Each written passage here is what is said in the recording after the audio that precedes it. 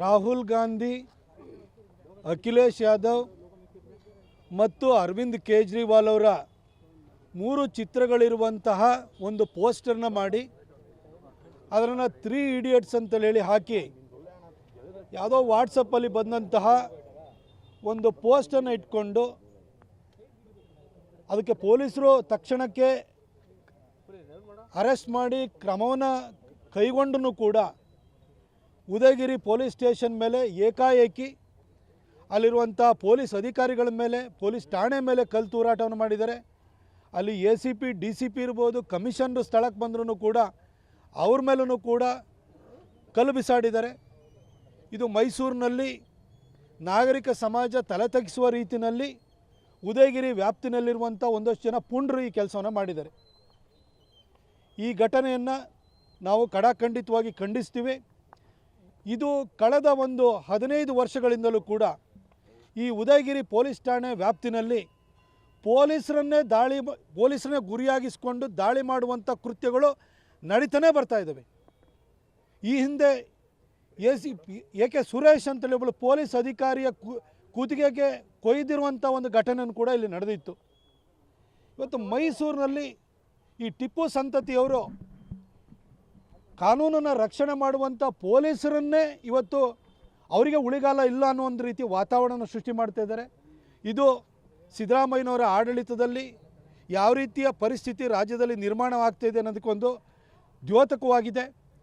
2023 ಚುನಾವಣೆ ಸಂದರ್ಭದಲ್ಲಿ ಹೇಳಿದ್ದು, ಒಂದು ವೇಳೆ ಕಾಂಗ್ರೆಸ್ಸಿಗೆ ಓಟ್ ಹಾಕಿದರೆ ಸ್ಥಾಪನೆಯಾಗುವಂಥದ್ದು ಕನ್ನಡಿಗರ ಸರ್ಕಾರ ಅಲ್ಲ, ತಾಲಿಬಾನಿ ಸರ್ಕಾರ ಅಂತೇಳಿ ಇವತ್ತು ಒಂದೊಂದು ಘಟನೆಗಳು ಕೂಡ ಈ ತಾಲಿಬಾನಿ ಸರ್ಕಾರ ಬಂದಿರೋದಂತ ತೋರಿಸ್ತಾ ಇದೆ.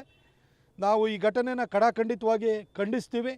ಪೊಲೀಸ್ ಇಲಾಖೆಯೂ ಕೂಡ ಇನ್ನಾದ್ರೂ ಕೂಡ ನೀವು ಆಳುವ ಸರ್ಕಾರದ ಅಣತಿಯ ಮೇರೆಗೆ ನಡೆಯುವಂಥದ್ದನ್ನು ಬಿಟ್ಟು ನಿಮ್ಮ ಅಧಿಕಾರಿಗಳನ್ನು ರಕ್ಷಣೆ ಮಾಡ್ಕೊಳ್ಳೋದಕ್ಕೋಸ್ಕರನಾದ್ರೂ ಕೂಡ ನೀವು ಕಾರ್ಯಪ್ರವೃತ್ತರಾಗಬೇಕು ಅಂತ ಕೇಳ್ಕೊಳ್ತೀನಿ. ಈ ಹಿಂದೆ ಸಿದ್ದರಾಮಯ್ಯನವರು ಮುಖ್ಯಮಂತ್ರಿ ಆಗಿದ್ದಂಥ ಸಂದರ್ಭದಲ್ಲಿ ಪೊಲೀಸ್ ಅಧಿಕಾರಿಯಾಗಿದ್ದಂಥ ಮಲ್ಲಿಕಾರ್ಜುನ ಬಂಡೆ ಅವ್ರನ್ನ ಹತ್ಯೆಯನ್ನು ಮಾಡಿದರು. PSI ಜಗದೀಶ್ ಅವ್ರನ್ನ ಡ್ರ್ಯಾಗರ್ನಲ್ಲಿ ಚುಚ್ಚಿ ಸಾಯಿಸಿದರು. MK ಗಣಪತಿ ಅವರನ್ನು ಕೂಡ ಅನುಮಾನಾಸ್ಪದವಾಗಿ ಸಾವನ್ನಪ್ಪುವಂಥ ಘಟನೆ ನಡೆದಿತ್ತು. ಇದೇ ಮೈಸೂರಿನಲ್ಲಿ ರಶ್ಮಿ ಮಹೇಶ್ ಅವ್ರ ಮೇಲೆ ದಾಳಿಯಾಗಿತ್ತು. DC ಆಗಿದ್ದಂಥ ಶಿಖಾ ಅವ್ರ ಮೇಲೆ ಅವಾಚ್ಯ ಶಬ್ದಗಳಿಂದ ನಿಲ್ಲಿಸುವಂಥ ಕೆಲಸವನ್ನು ಸಿದ್ದರಾಮಯ್ಯನವರ ಶಿಷ್ಯನೇ ಮಾಡಿದ್ದ.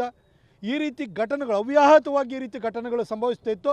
ಈಗ ಅವರ 2ನೇ ಅವಧಿನಲ್ಲಿ ಪೊಲೀಸ್ ಸ್ಟೇಷನ್ ಮೇಲೆ ದಾಳಿ ಮಾಡುವಂಥ ಕೆಲಸವನ್ನು ಮಾಡ್ತಿದೆ. ಅಂದರೆ ಕಾನೂನಿನ ಪಾಲನೆಯನ್ನು ಮಾಡ್ತಿರುವಂಥ, ಕಾನೂನು ಸುವ್ಯವಸ್ಥೆಯನ್ನು ರಕ್ಷಣೆ ಮಾಡ್ತಿರುವಂಥ ಪೊಲೀಸರ ಆತ್ಮಸ್ಥೈರ್ಯವನ್ನು ಕುಗ್ಗಿಸುವಂಥ ಕೆಲಸ ಇವತ್ತು ನಡೀತಾ ಇದೆ.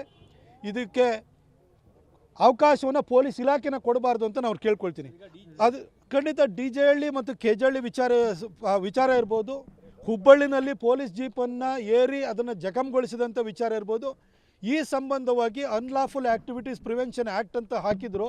ಅದನ್ನು ಸಿದ್ದರಾಮಯ್ಯನವರು ಕ್ಯಾಬಿನೆಟ್ ಎದುರುಗಡೆ ಇಟ್ಟುಬಿಟ್ಟು ಅದನ್ನು ವಾಪಸ್ ತೆಗೆದುಕೊಂಡು ಅದ್ರ ಜೊತೆಗೆ ನಾನು ಮುಸಲ್ಮಾನರು ಒಂದು ಕೇಳಲಿಕ್ಕೆ ಬಯಸ್ತೀನಿ. ಯಾವುದೋ ಒಂದು ಪೋಸ್ಟನ್ನು ಹಾಕಿದ ಕೂಡಲೇ ನಿಮಗೆ ಇಷ್ಟೆಲ್ಲ ಸಿಟ್ಟು ಬರುತ್ತಲ್ಲ. ಡೆಲ್ಲಿನಲ್ಲಿ ಅರವಿಂದ್ ಕೇಜ್ರಿವಾಲ್ ಸೋತ್ರೆ ನೀವು ಯಾಕೆ ಶೋಕಾಚರಣೆ ಮಾಡ್ತೀವಿ? ನೀವು ಯಾಕೆ ನೀವು ರೊಚ್ಚಿಗೆ ಹೇಳ್ತೀರಿ? ನಿಮಗೆ ನಿಮ್ಮ ಮನೆ ಯಾಕೆ ಸೂತಕದ ಮನೆ ಆಗುತ್ತೆ? ಅರವಿಂದ್ ಕೇಜ್ರಿವಾಲ್ಗೂ ನಿಮಗೆ ಏನು ಸಂಬಂಧ? ಆ ಸೋಲಿಗೆ ಸಂಬಂಧಪಟ್ಟ ಹಾಗೆ ಕಾಂಗ್ರೆಸ್ ಮತ್ತು ಅಲಯನ್ಸನ್ನು ಇಟ್ಕೊಂಡು 3 ಇಡಿಯಟ್ಸ್ ಅಂತ ಹಾಕಿದ್ದಾರೆ. ಅದಕ್ಕೆ ನಿಮಗೆ ಯಾಕೆ ಇಷ್ಟೊಂದು ರೋಷ ಬರುತ್ತೆ ಅಂತ ಗೊತ್ತಾಗ್ತಿಲ್ವಲ್ಲ? ಅಂದರೆ ಕಾಂಗ್ರೆಸ್ ಗೆದ್ದರೆ ಮಾತ್ರ ನಿಮಗೆ ಖುಷಿ ಆಗೋಂಥದ್ದಾ? ಈ ಜನ ಕೊಡುವಂಥ ತೀರ್ಪಿಗೆ ನಿಮ್ಮ ಹತ್ರ ಏನು ಅದಕ್ಕೆ ಮನ್ನಣೆ ಇಲ್ವೋ ನಿಮ್ಮ ಹತ್ರ? ಯಾಕಾಗಿ ನಿಮಗೆ ಅರವಿಂದ್ ಕೇಜ್ರಿವಾಲ್ ಸೋತ್ ಕೂಡಲೇ ಉದಯಗಿರಿನಲ್ಲಿರುವಂಥ ರೋಷ ಬರುತ್ತೆ? ಇದನ್ನು ನಾಗರಿಕ ಸಮಾಜ, ಈ ರೀತಿಯ ಮನಸ್ಥಿತಿಗಳು ದೇಶದ ಎಲ್ಲ ಮೂಲೆಗಳನ್ನು ಕೂಡ ತಲೆ ಎತ್ತುತ್ತಾ ಇದ್ದಾವೆ. ಇದ್ರ ಬಗ್ಗೆ ಹಿಂದೂಗಳು ವಿಶೇಷವಾಗಿ ಎಚ್ಚೆತ್ತುಕೊಳ್ಬೇಕು ಅಂತ ನಾನು ಕೇಳ್ಕೊಳ್ತೀನಿ.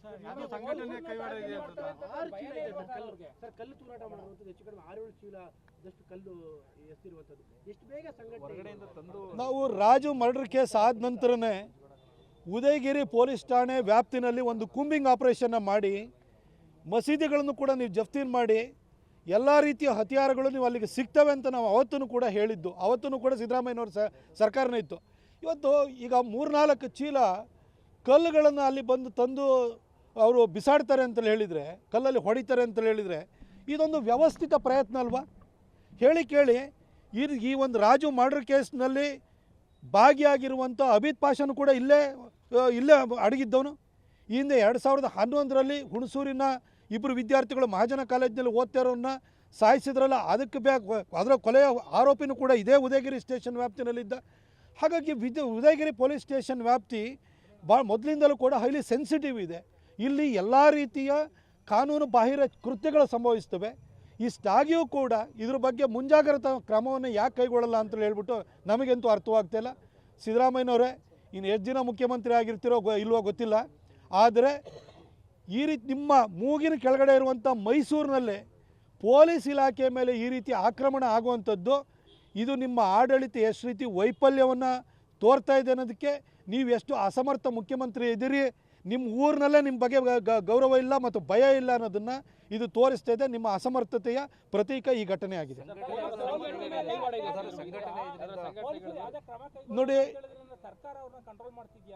ನೋಡಿ ಹಿಂದೆ KFD PFI SDPI ಅವರು ಈ ಭಾಗದಲ್ಲಿ ಯಾವ್ಯಾವ ರೀತಿ ಕೃತ್ಯಗಳನ್ನು ಮಾಡಿದಿರಿ ಅಂತ ನಿಮ್ಗೆ ಗೊತ್ತಿದೆ. ಏಕೆ ಸುರೇಶ್ ಅವ್ರನ್ನ ಕುತ್ತಿಗೆಯನ್ನು ಕೊಯ್ದಿದ್ದನ್ನು ನಾವು ನೋಡಿದ್ದೀವಿ. ರಾಜು ಮರ್ಡರ್ ಕೇಸ್ ಆಗಿರೋದನ್ನು ನಾವು ನೋಡಿದ್ದೀವಿ. ಹುಣಸೂರಿನ ಇಬ್ಬರು ವಿದ್ಯಾರ್ಥಿಗಳು ಮಹಾಜನ ಕಾಲೇಜು ವಿದ್ಯಾರ್ಥಿಗಳನ್ನು ಹತ್ಯೆ ಮಾಡಿದವನು ಕೂಡ ಇದೆ, ಉದಯಗಿರಿ ಸ್ಟೇಷನ್ ಆಗಿದ್ದಾರೆ. ಇವತ್ತು ಮೈಸೂರಿನಲ್ಲಿ ಯಾವುದೇ ಕಾನೂನು ಬಾಹಿರ ಕೃತ್ಯವನ್ನು ನಡೆಯಲಿ ಅದಕ್ಕೊಂದು ಉದಯಗಿರಿ ನಂಟಿರುತ್ತೆ. ಹಾಗಾಗಿ ಉದಯಗಿರಿನಲ್ಲಿ ಈ ಎಲ್ಲ ಸಂಘಟನೆಗಳು ಇದ್ದಾವೆ. KFD PFI ಇವನ್ನ ಈ ಸಂಘಟನೆಗಳ ಎಲ್ಲ ಕಾರ್ಯಕರ್ತರು ಇರುವಂಥದ್ದು ಕೂಡ ಈ ಉದಯಗಿರಿ ಸ್ಟೇಷನ್ ವ್ಯಾಪ್ತಿನಲ್ಲೇ ಇರೋದ್ರಿಂದ ಪೊಲೀಸ್ ಇಲಾಖೆ ಈ ಒಂದು ಘಟನೆಯನ್ನು ಒಂದು ಎಚ್ಚರಿಕೆ ಗಂಟೆಯಾಗಿ ಪದೇ ಪದೇ ಎಚ್ಚರಿಕೆ ಗಂಟೆ ಬಂದ್ರೂ ಕೂಡ ಇದನ್ನು ಮತ್ತೊಂದು ಸಾರಿ ಗಂಭೀರವಾಗಿ ಪರಿಗಣಿಸಿ ಅವರು ಒಂದು ಕೂಂಬಿಂಗ್ ಆಪರೇಷನನ್ನು ಈ ಉದಯಗಿರಿ ಸ್ಟೇಷನ್ ವ್ಯಾಪ್ತಿನಲ್ಲಿ ಮಾಡಬೇಕು ಅಂತ ಕೇಳ್ಕೊಳ್ತೀನಿ.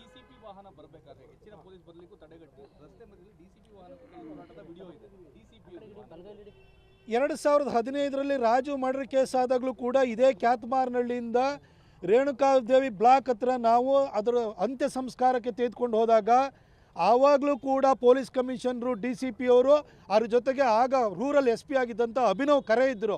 ಅವರ ಜೀಪ್ ಮೇಲೇ ಕೂಡ ಆಕ್ರಮಣ ಆಗಿತ್ತು. ಅಭಿನವ್ ಖರೆ ಅವರು ಜೀಪಿಂದ ಕೆಳಗಡೆ ಹಿಡಿದು ಗಾಳಿಯಲ್ಲಿ ಗುಂಡು ಹಾರಿಸಿ ಅಲ್ಲಿರುವಂಥ ಪುಂಡ್ರನ್ನ ಚದರಿಸಬೇಕಾದಂಥ ಪರಿಸ್ಥಿತಿ 2015ರಲ್ಲೂ ಕೂಡ ಸ್ಥಾಪನೆ ಆಗಿತ್ತು. BJP ಸರ್ಕಾರ 2019 ಜುಲೈ ನಂತರ ಬಂತು. 2023ವರೆಗೂ ಯಾವ ಘಟನೆ ಸಂಭವಿಸಲಿಲ್ಲ. ಸಿದ್ದರಾಮಯ್ಯನವರು ಬಂದಾದ ಕೂಡಲೇ ಮತ್ತೆ ಉದಯಗಿರಿಯಲ್ಲಿ ಈ ಘಟನೆ ಸಂಭವಿಸ್ತವೆ ಅಂತಂದರೆ ಈ ಎಲ್ಲ ಕೃತ್ಯಗಳಿಗೂ ಶ್ರೀರಕ್ಷೆಯಾಗಿ ಸಿದ್ದರಾಮಯ್ಯನವರು ಇದ್ದಾರೆ.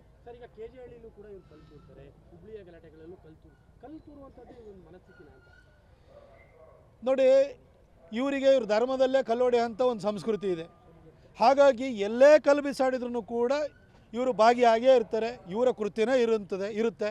ಅದನ್ನು ಪೊಲೀಸ್ ಇಲಾಖೆ ಅಂದರೆ ಕಾನೂನು ರಕ್ಷಣೆ ಮಾಡುವಂಥ ಪೊಲೀಸ್ ಇಲಾಖೆ ಮೇಲೆ ಅವರ ಸ್ಟೇಷನ್ ಮೇಲೆ ಆಕ್ರಮಣವನ್ನು ಮಾಡ್ತಾರೆ ಅಂತ ಹೇಳಿದರೆ ಇವತ್ತು ಇವರಿಗೆ ಯಾರ ಭಯನೂ ಕೂಡ ಇಲ್ಲ. ಇವರನ್ನು ರಕ್ಷಣೆ ಮಾಡಲಿಕ್ಕೆ ಸಿದ್ದರಾಮಯ್ಯನವರು ಇದ್ದಾರೆ ಅಂತಲೇ ಅವ್ರಿಗೆ ಖಚಿತವಾಗಿ ಗೊತ್ತಿದೆ. ಹಾಗಾಗಿ ಕಾನೂನನ್ನು ರಕ್ಷಣೆ ಮಾಡುವಂತಹ ಪೊಲೀಸರನ್ನೇ ಇವತ್ತು ಗುರಿಯಾಗಿಸ್ಕೊಂಡಿದ್ದಾರೆ. ಒಂದು ಕೂಂಬಿಂಗ್ ಆಪರೇಷನ್ ಮಾಡಿ ಪೊಲೀಸ್ ಇಲಾಖೆಗೆ ನಮ್ಮ ಕರ್ನಾಟಕದ ಪೊಲೀಸರಿಗೆ ಯಾರಿಂದಲೂ ಪಾಠ ಹೇಳಿಸ್ಕೊಳ್ಳೋ ಅಂಥ ಅಗತ್ಯ ಇಲ್ಲ. ಅತ್ಯಂತ ಕಾರ್ಯದಕ್ಷ ಪೊಲೀಸ್ ಅಧಿಕಾರಿಗಳು ನಮ್ಮ ಮೈಸೂರಿನಲ್ಲೂ ಇದ್ದಾರೆ. ನಮ್ಮ ಕರ್ನಾಟಕ ಪೊಲೀಸ್ ಇಲಾಖೆಗೂ ಕೂಡ ಆ ಶಕ್ತಿ ಇದೆ. ಇಲ್ಲೇ ಮೈಸೂರಿನಲ್ಲಿ ಆ ಗ್ಯಾಂಗ್ ರೇಪ್ ಪ್ರಕರಣದಿಂದ ಹಿಡಿದು ಪ್ರತಿಯೊಂದು ಯಾವ ಪ್ರಕರಣ ಆದ್ರೂ ಕೂಡ ಅದನ್ನು ಪತ್ತೆ ಹಚ್ಚಿರುವಂಥ ಒಂದು ಕಾರ್ಯಕ್ಷಮತೆ ನಮ್ಮ ಮೈಸೂರು ಪೊಲೀಸರಿಗಿದೆ. ಅವ್ರಿಗೊಂದು ಫ್ರೀ ಹ್ಯಾಂಡ್ ಕೊಡಿ, ಒಂದು ವಾರದೊಳಗಡೆ ಇಡೀ ಉದಯಗಿರಿ ಪೊಲೀಸ್ ಸ್ಟೇಷನ್ನು ಈ ವ್ಯಾಪ್ತಿನಲ್ಲಿರುವಂಥ ಅಷ್ಟು ಜನ ಪುಂಡ್ರನ್ನ ರಿಪೇರಿ ಮಾಡ್ತಾರೆ. ಸಿದ್ದರಾಮಯ್ಯನವರೇ ನಿಮ್ಮ ಕೈಲಂತೂ ಆಗಲ್ಲ, ಪೊಲೀಸ್ ಇಲಾಖೆಗಾದ್ರೂ ಆ ಒಂದು ಅವಕಾಶನ ಮಾಡಿಕೊಡಿ.